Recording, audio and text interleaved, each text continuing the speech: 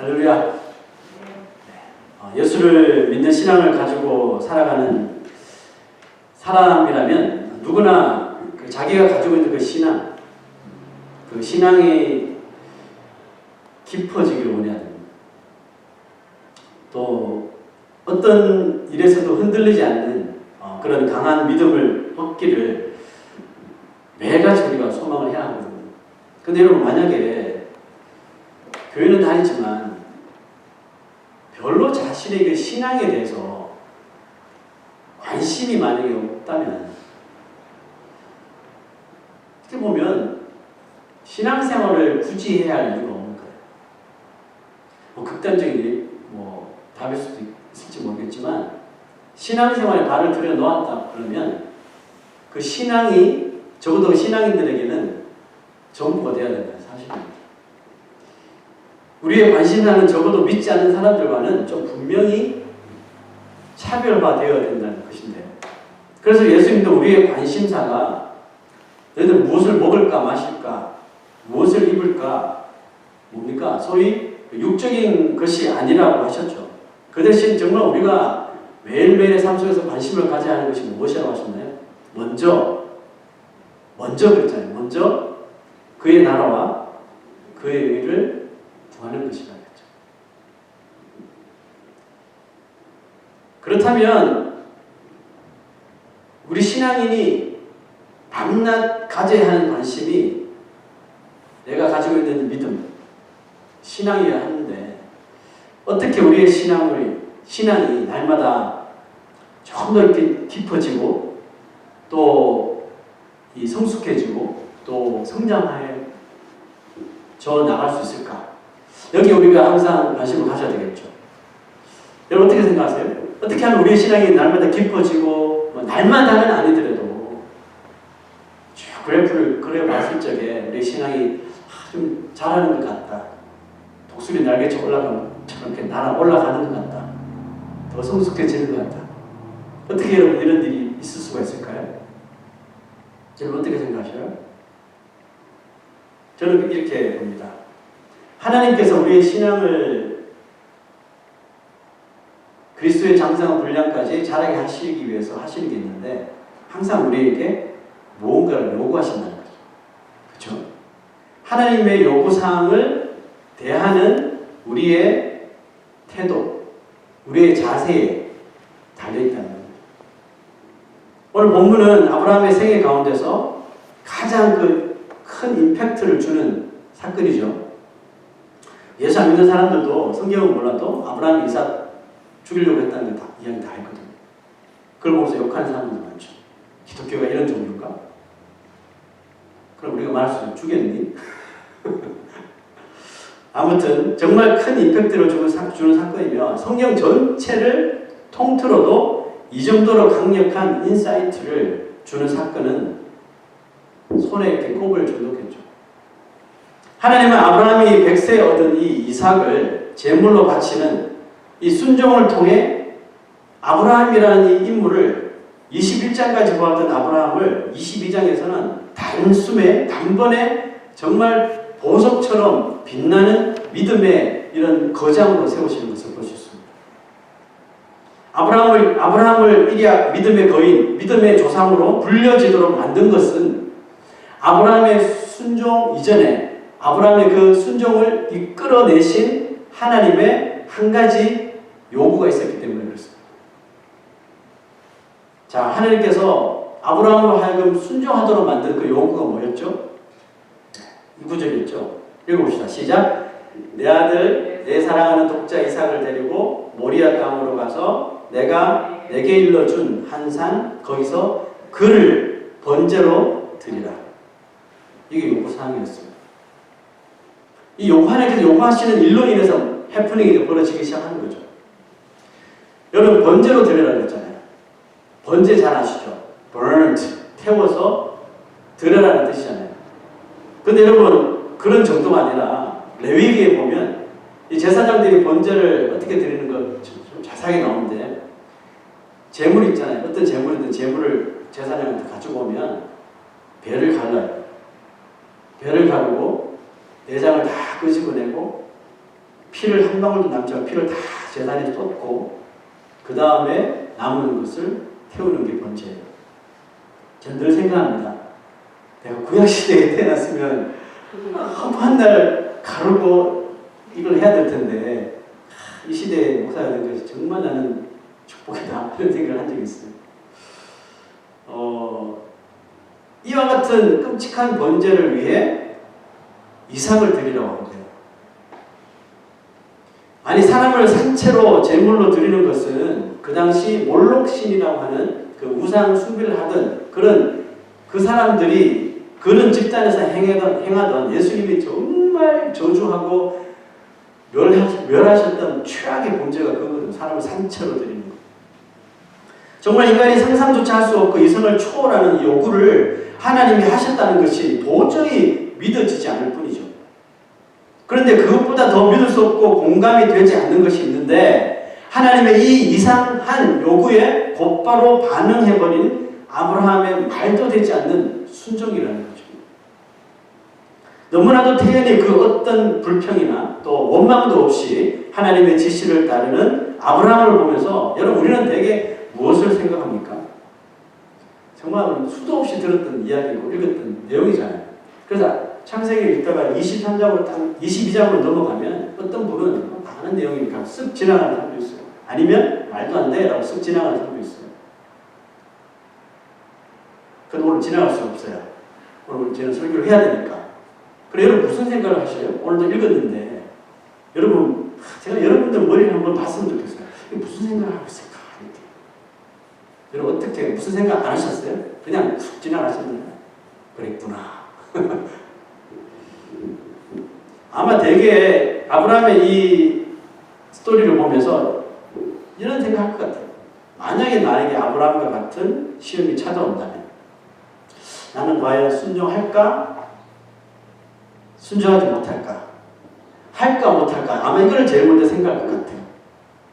다른 스토리도 마찬가지겠죠? 내가 그렇게 할까? 못할 것 같은데? 할 것 같은데? 뭐 이런 생각 할 거예요. 근데 여러분 이런 생각이 앞설 때 우리는 되게 하나님의 요구임에도 우리의 상식선에서 하나님의 요구를 판단하기 시작한다. 그래서 상식에 맞는다면 그나마 순종의 자리까지 가는데 상식적으로 납득이 되지 않는 요구라면 이것이 하나님의 요구임에도 불구하고 미련 없이 거절해 버리게 됩니다. 여러분 하나님의 말씀을 대하는 우리의 모습을 가만히 한번 살펴보시면 제가 한 말에 동의할 수 있을 거예요. 하나님의 말씀을 진리로 완전히 받지 못하게 될 때 일어나는 현상이 그거죠. 인간의 이런 상식, 인간의 이런 이성적인 기준에 하나님의 말씀을 두게 된다는 것이죠. 그러면 어떤 말씀은 인간적으로 볼 때 동의할 수 있지. 동의하고 따르는 반면에 어떤 말씀에는 심한 거부감이 발생할 수 있는 거죠. 또 그것이 자신의 어떤 희생을 요구하는 그런 요구사항이라면 그냥 과감하게 거절해 버릴 거겠죠. 아마 아브라함에게 주신 시험을 이와 같은 선을 긋고 자기 자신에게 만약에 적용한다면 우리 가운데 이 시험을 통과할 사람은 저를 포함해서 아무도 없습니다. 그렇잖아요. 다 자녀 있으신 분들이고 어떻게 이 요구에 여러분 응할 수 있을까요? 말도 안 되는 소리 하고 있어. 아무리 하나님이지만 이건 아니지. 그죠? 하지만 하나님의 요구에 반응했던 사람이 있었단 말이죠. 아브라함도 안 했으면 참 좋았는데 아브라함은 반응을 하더라는 거죠. 21장까지 볼 때 아브라함이랑 나랑 비슷한 것 같은데 어떤 부분은 내가 더 나은 것 같은데 이런 생각이 들다가 22장 와서 팍 꼬꾸라지는 거죠. 게임이 안 되고. 그죠?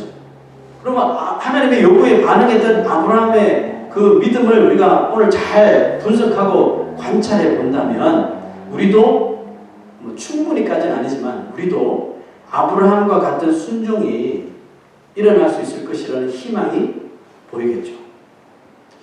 아브라함이 하나님이 주시는 시험을 대하는 자세를 이제 한번 볼 텐데요. 한번 정신 차리시고 잘 보십시오. 자, 하나님께서 어제 이상한 요구를 하셨단 말이죠. 요구를 듣고 바로 그 다음날 일어난 일입니다. 읽어봅시다. 시작. 아브라함이 아침에 일찍이 일어나 끝. 더 읽을 필요도 없어요. 아브라함이 아침에 일찍 일어났어요. 왜 일어났을까요? 하나님과 합판하려고요? 박세도로 생각했는데 도저히 이거는 말이 안 돼. 하나님 뭐 잘못하신 거 아니에요? 이렇게 따지려고 일찍 일어났습니까? 아니잖아요. 아브라함이 아침에 일찍이 일어났다는 것은 그가 하나님의 이 명령을 실행하는데 조금도 지체하지 않았다는 뜻이죠. 아니 지체할 생각이 없다는 뜻이죠.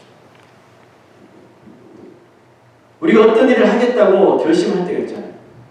어떤 일을 하겠다고 결심했으면서도 그 결심한 일에 게을러지는 자기 자신을 만약에 본다면 그 사람은 적어도 그 일에 대하여 자신의 결심에 대해서 아직 열정이 없거나 아니면 내가 일을 해야 된다는 확신이 없기 때문에 그렇습니다. 동의하십니까?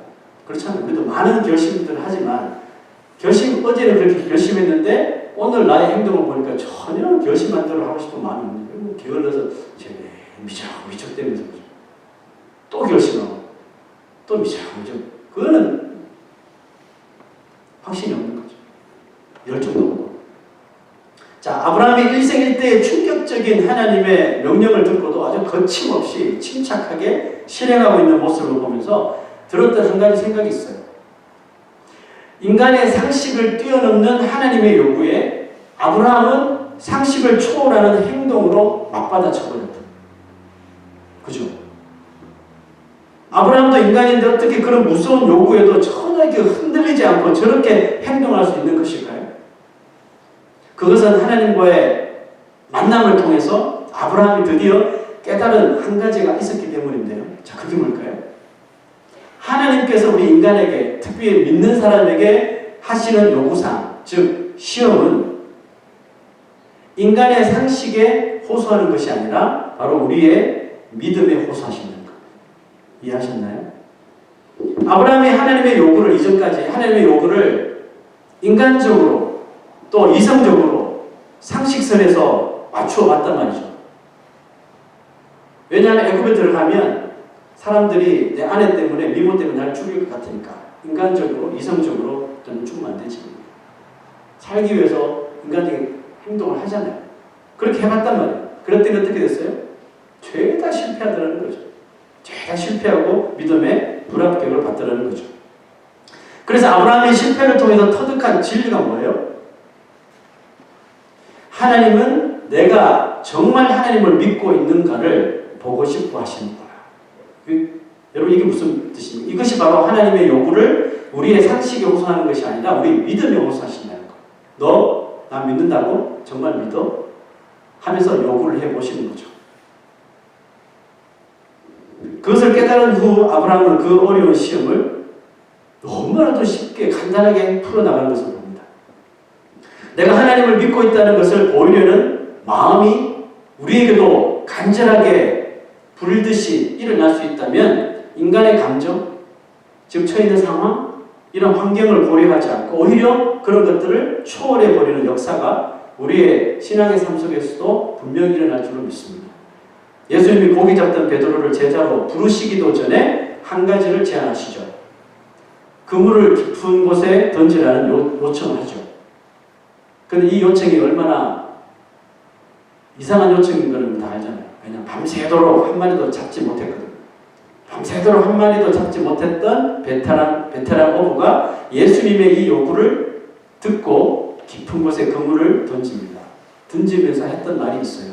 그게 뭐죠? 누가복음 5장 5절 시작. 선생님, 우리들이 밤이 새도록 수고했을 때 잡은 것이 없지만은 말씀에 의지하여 내가 그물을 내려볼게요.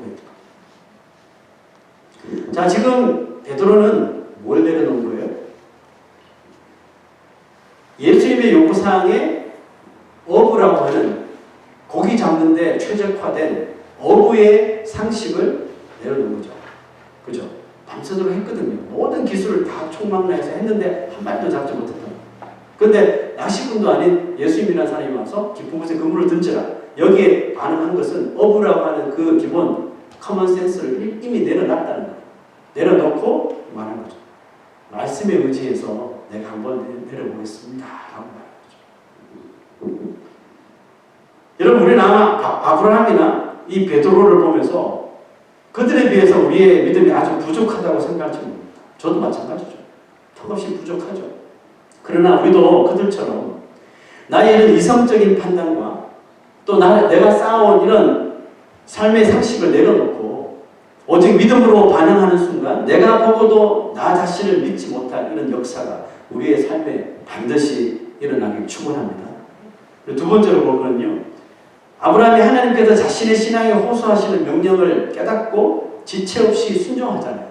순종하자 모든 일이 순조롭게 진행이 되어가는 듯 했습니다.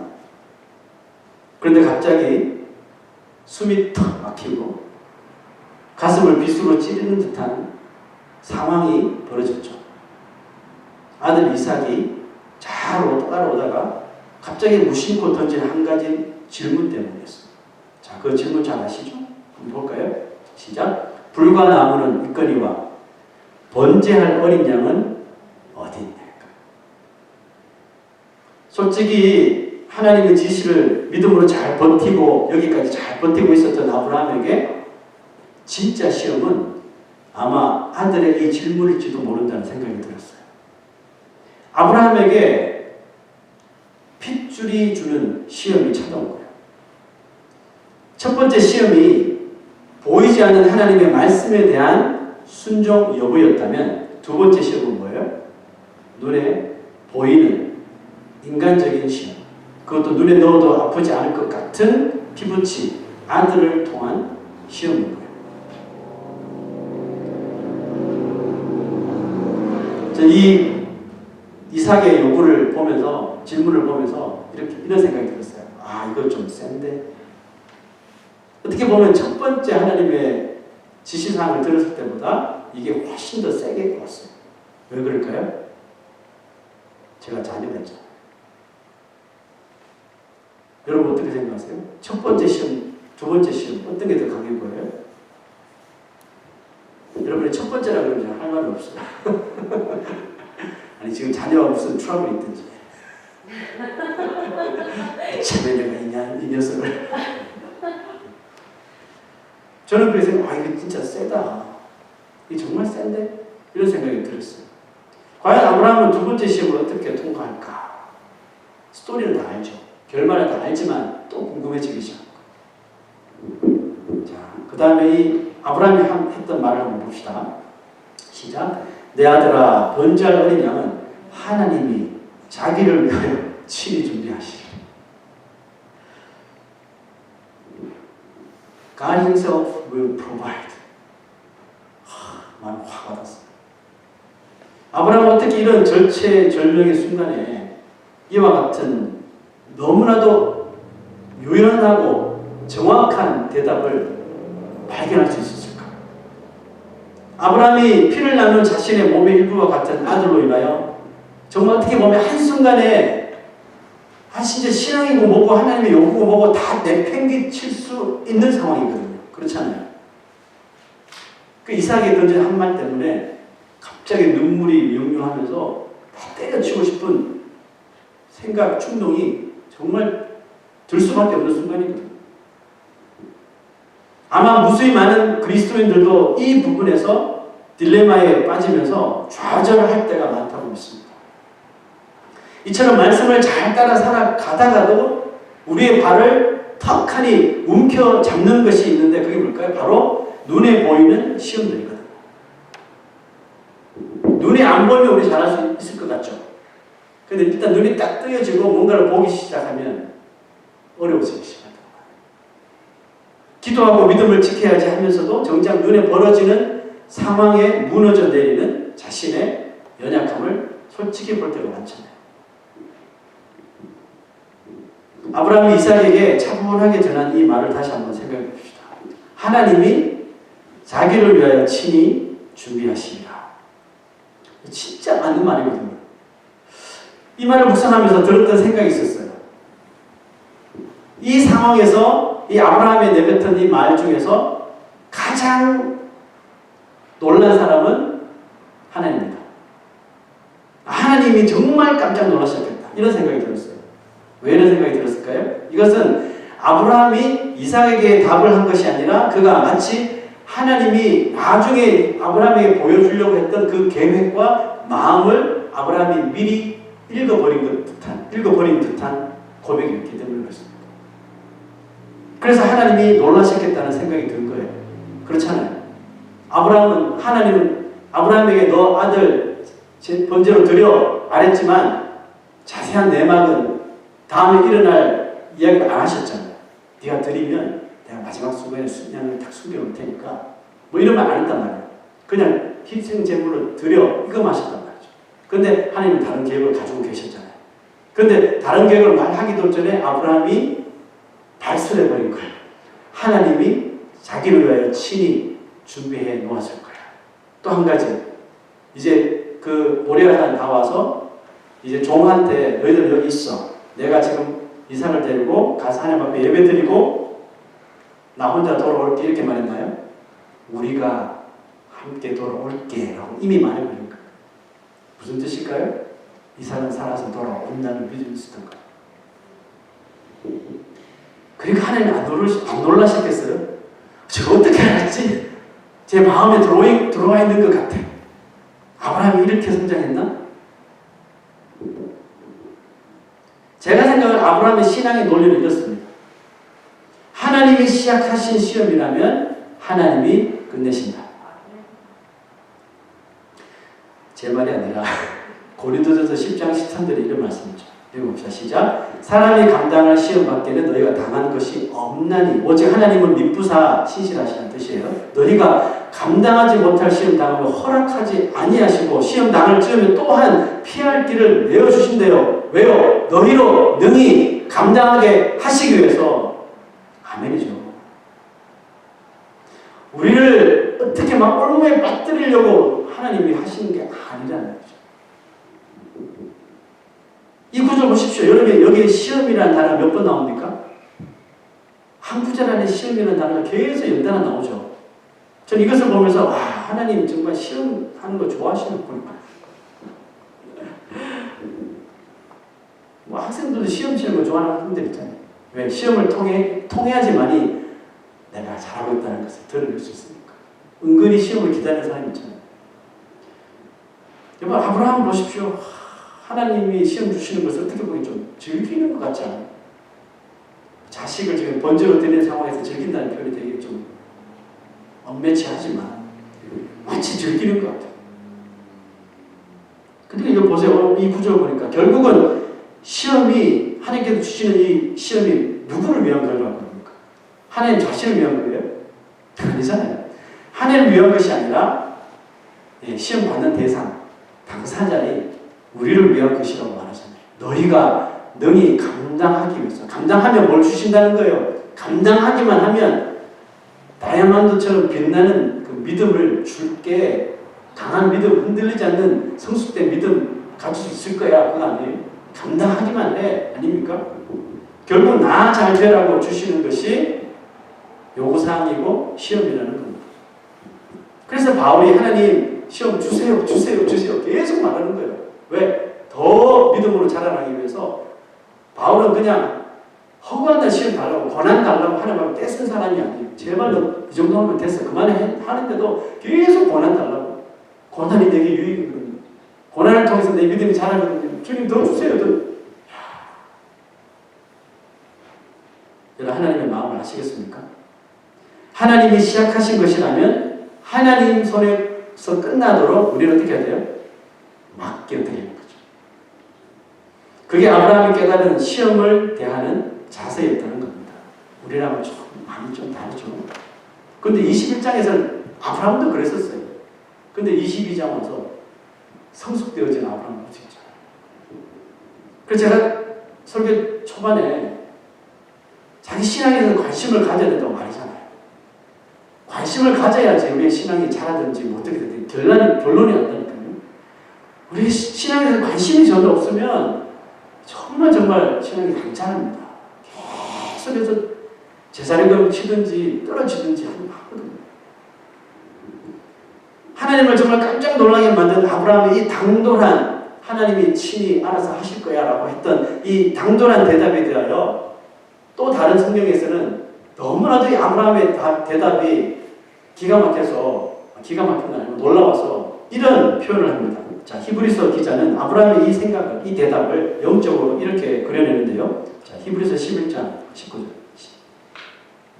시작. 그가 하나님이 능히 이삭을 죽은 자 가운데서 다시 살리실 줄로 생각한지라. 그 이미 아브라함은 다 계산해 놓은 거예요.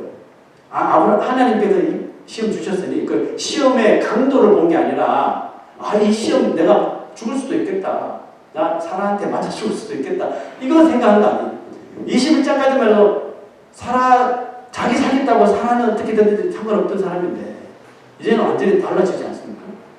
계산한 거예요. 하나님께서 주신 시험에 뭐 크고 작은 거 이것을 따진 것이 아니라 하나님께서 시작하셨으니 하나님께서 끝맺겠지.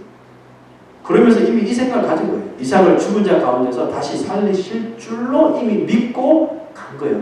그러니 얼마나 그 유연하게 흘러갑니까? 이삭이 아버지 번제가 어디 있습니까? 여러분 보통 사람 같으면 그때 놀라 자빠집니다.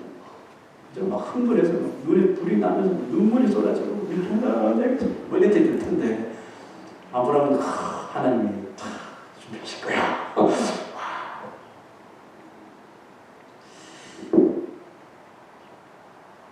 아브라함이 생각해낸 것은 이건 것 같아요. 보니까 히브리서 기자가 이삭을 죽은 자 가운데서 다시 살리실 줄로 아브라함이 생각했다고 했는데 거함이 생각해낸 것은 이거예요.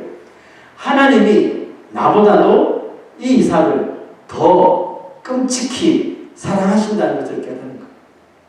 나보다도 이삭을 더 끔찍히 사랑하시기 때문에 왜? 약속의 자녀잖아요. 얘를 통해서 뭔가 일이 지금 터질 거라는 거 알잖아요. 그렇기 때문에 나보다도 이삭이 살아야 된다는 걸 더 알기 때문에 내가 하나님께 이삭을 맡겨들어도 하나님이 알아서 하실 거야. 여러분 이것이 뭐예요? 이것이 바로 온전한 맡겨드림이라는 거예요. 아멘. 우리는 맡겨드립니다.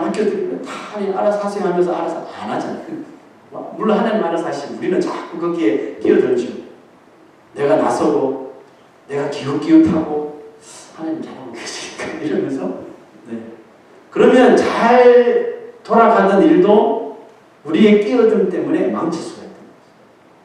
만약 아브라함이 이삭 했던 말 때문에 정신이 확 돌아가가지고 내가 지금 뭐하고 있지 하면서 만약에 일을 멈췄었다면 아브라함의 신앙은 21장에서 더 추락하게 되겠죠.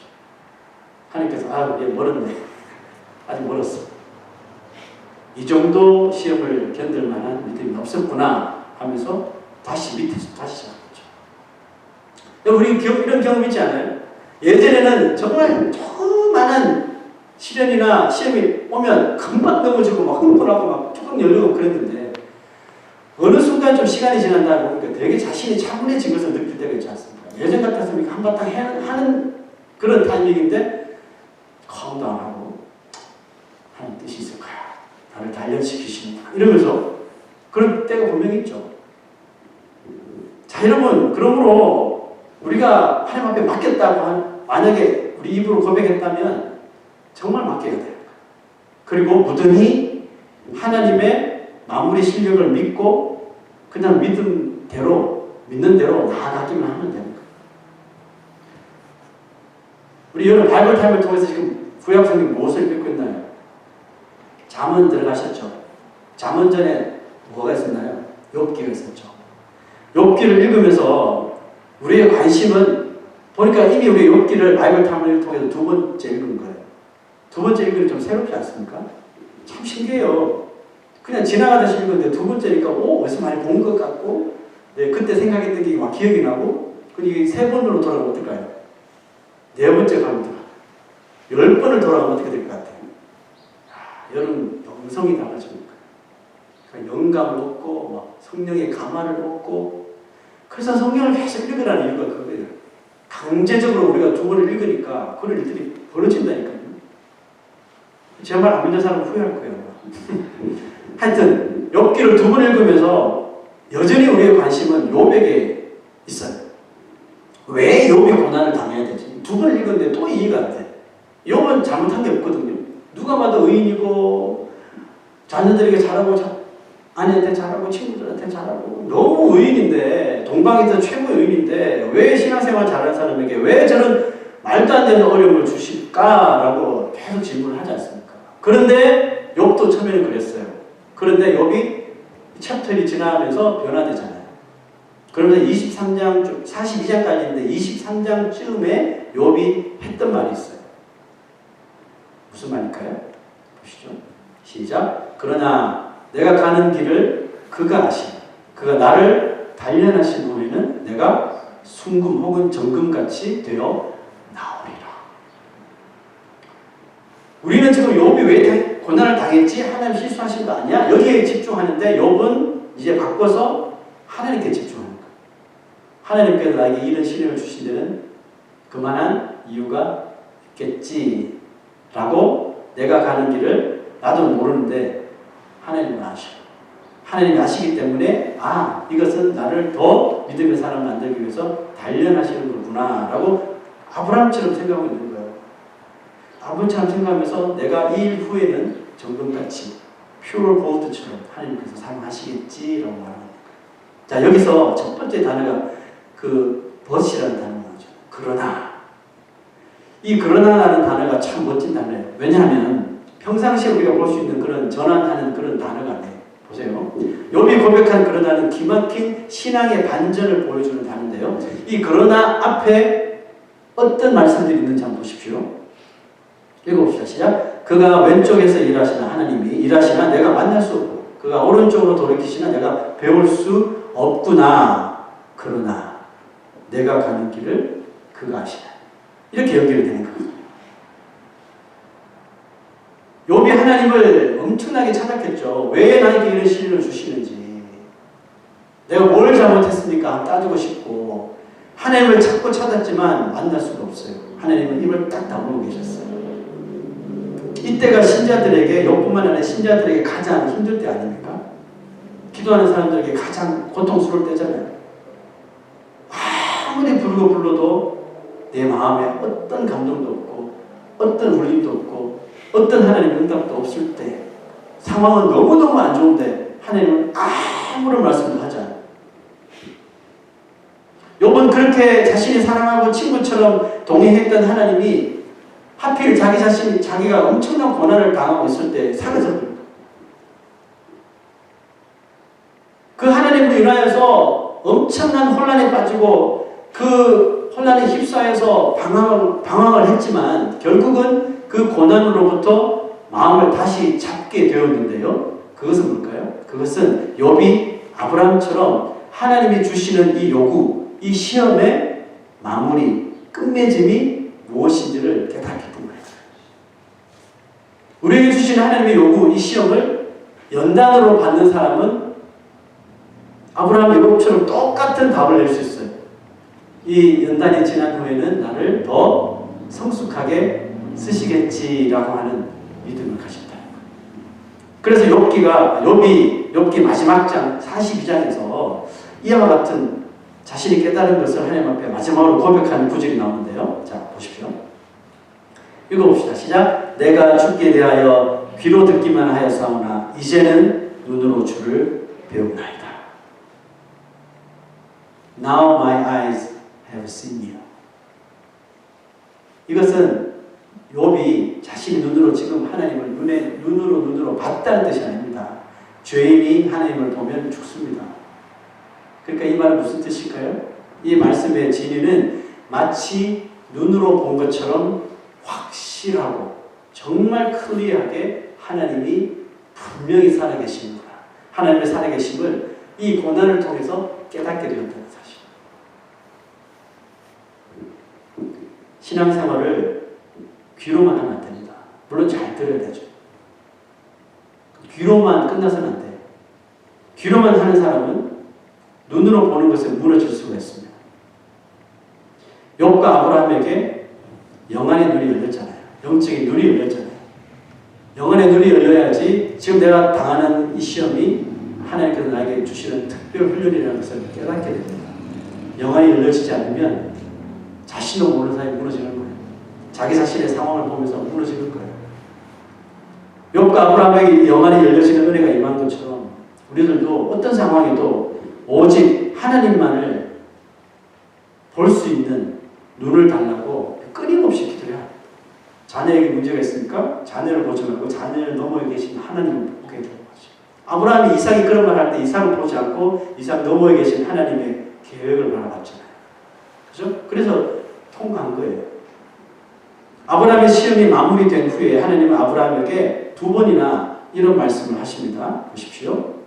시작. 네가 네 아들 네 독자까지도 내게 아끼지 아니하였으니 내가 이제야 또 나오죠. 이제야 네가 하나님을 경외하는 줄을 아노라 라고 말했습니다. 여러분 솔직히 22장 도달하기 전까지 아브라함이 좀 뭐 넘어질 때도 있었지만 어떤 부분은 믿음을 막 보이고 그랬잖아요. 근데 그때 아무 말씀 안 하시다가 22장 와서 드디어 말하는 거예요. 이제야 드디어 네가 하나님을 믿는 줄을 경외하는 줄을 나 이제 너 인정해 라고 지금 말하는 거예요. 하나님은 드디어 아브라함의 신앙이 진실한 신앙이었다는 것을 알아봐 주신 거예요. 아, 좀 뭔가 뿌듯하잖아요. 하나님께서 내 신앙을 인정해 주셨다는 거. 얼마나 오랜 시간이 지났습니까? 그러나 여러분, 시간이 중요한 것이 아니라 하나님이 지금 나의 신앙이 옳다는 것을 인정해 주셨다는 것이 중요한 거예요. 이렇게 되기까지 얼마나 많은 시간이 아브라함에게 소요됐습니까? 근데 여러분, 소요된 시간, 원망하고 불평할 시간이 없어요. 필요 없어요. 왜? 지금 나의 신앙이 하나님 앞에 올바른 것이라고 인정되면 된다는 것입니다. 제가 색소폰 연주자 아닙니까? 색소폰이라는 악기, 뭐 다른 악기도 마찬가지지만 이 가격 차이가 엄청나게 많이 나거든요. 학생들이 밴드 시작하면서 부르는 악기들은 한 100불 선에서 찾을 수가 있어요.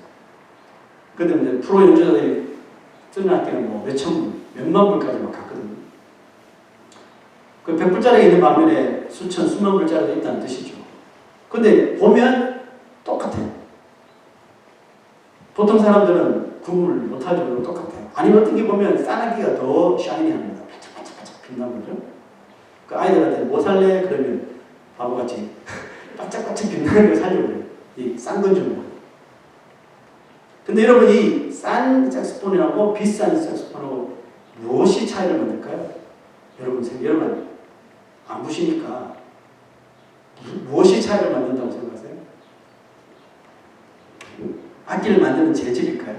비싼 악기는 다른 재질로 특수 재질로 만들어서 좋은 소리를 낼까요? 아니면 악기에 부착하는 그 액세서리들이 뭐 금으로 만들든지 뭐 다이아몬드로 이런 걸까요?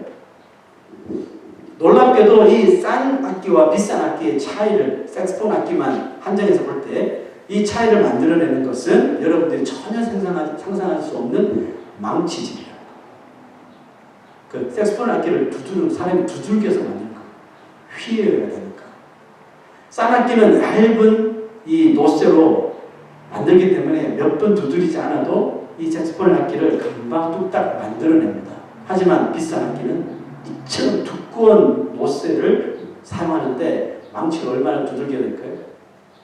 최소 수십만 번을 두들기는 거예요. 그 장인이 싼 얇은 노쇠에 두들길 때보다는 수십만 번을 더 땀을 흘리며 두들기고. 왜 두들길까요? 두들긴 후에 탄생될 그 명품 소리를 기대하기 때문에 두들겨주는 거예요. 그래서 이 명기들이 몇 개 없는 거예요. 만들고 싶은데 못 만드는 거예요. 이거 하나 만드는데 오래 걸리니까. 여러분, 이렇게 장인의 망치질을 통해서 싼 악기와 비싼 악기의 차이점을 만들어낸다니까. 참 이게 아이러니하지 않습니까? 보기는 똑같은데 불어보면 그 소리의 깊이가 완전히 다르다는 것을 금방 연주자들은 느껴요. 눈에 보이지 않는 곳에서 수많은 망치질을 받아서 만들어진 악기가 결국은 명품으로 탄생하게 되는 거예요. 반면에 몇 번 두드려서 쉽게 만들어진 악기는 소리는 쉽게 나지만 딱 거기까지. 깊은 소리를 낼 수가 없어요. 왜? 그렇게 만들어졌기 때문에. 사실 색소폰을 만드는 재료가 되는 노스의 입장에서는 아무도 모르는 거예요. 어느 날 갑자기 날 열심히 두들기는 거예요. 왜 자기가 자기가 무서운 이 망치질을 이렇게 수십만 번 당해야 되는지 이해를 못하는 거죠. 다른 노새들이 있는데 다른 노새들은 몇 번 두들기다가 끝나니까 아주 이쁜 악기로 막 샤이니한 악기로 막 변화돼서 사랑을 받는데 왜 이 주인은 자신을 그렇게 미운지 계속 끝도 없이 두들긴다는 것이 절대 이해하지 못해요. 욥처럼 도대체 내가 주인에게 뭘 잘못했을까? 뭘 잘못했길래 나를 저렇게 두들기나? 아마 이렇게 착각했을지 몰라요. 하나님은 우리 인생을 정금처럼 만들기 위해서 사용하시는 도구가 시험이라고 하는 망치라는 겁니다. 계속 두들기는 거죠. 인간 한번 만들어 보겠다. 크리스찬 한번 만들어 보겠다 하면 계속 두들기시죠. 이걸 왜 상식선에서 생각하는 사람들은 맨날 욕하겠죠. 그죠? 왜 이렇게 두들기는지. 여러분, 하나님은 멈추지 않는 시험 끝에 그 시험 끝자락에 아브라함의 이 마치 명품 악기가 소리 내는 그런 고백을 딱 받으시고 이제야 나온 거예요. 여러분, 명품 신앙이 그냥 나오는 게 아닙니다. 두들김을 당한 끝에 이 아브라함의 고백이 보세요. 하나님이 다 친히 준비하시리라. 이런 고백이 나오니까 하나님이 됐어. 보세요. 이제 아브라함의 삶에서 시험이 없어요. 이 상황을 이제 넘어가는 거예요. 이제야 네가 하나님을 경외하는 줄 알구나 라고 말씀하시는 거예요. 다 아시는 하나님이 왜 굳이 시험을 주실까 이런 생각 해본 적 없어요? 하나님 다 아시잖아요. 이 사람은 신앙이 있는지 신앙이 없는지 다 아시잖아요. 근데 굳이 그 시험을 주실 이유가 뭐냐고요. 다 아시는데. 믿음 있는 사람 믿음 있는 대로 사용하고 없는 사람 없는 대로 쳐버리면 되는데 왜 하나님은 굳이 모든 사람에게 다 이렇게 시험을 주냐는 거죠. 이유가 뭘까요? 아시면서도 주시는 이유. 하나님이 나의 인생에 지대한 관심이 있으시다는 것을 깨닫게 하시기 위함이라는 겁니다. 하나님이 나의 신앙에 이렇게 관심이 있으신 것처럼 이제 우리도 내가 무엇을 믿고 사는지 아니면 내가 믿는 것을 정말 좀 제대로 알고 신앙생활을 하는지 살펴보자는 뜻입니다. 여러분, 내가 지금 믿고 있는 신앙이 제대로인지 올바른 건지 확인하며 살아가는 것이 뭐예요? 그게 바로 신앙생활이라는 겁니다. 사랑하는 여러분, 우리 신앙생활 합시다. 아멘. 일어나셔서 헌신의 찬양 드리겠습니다. 주가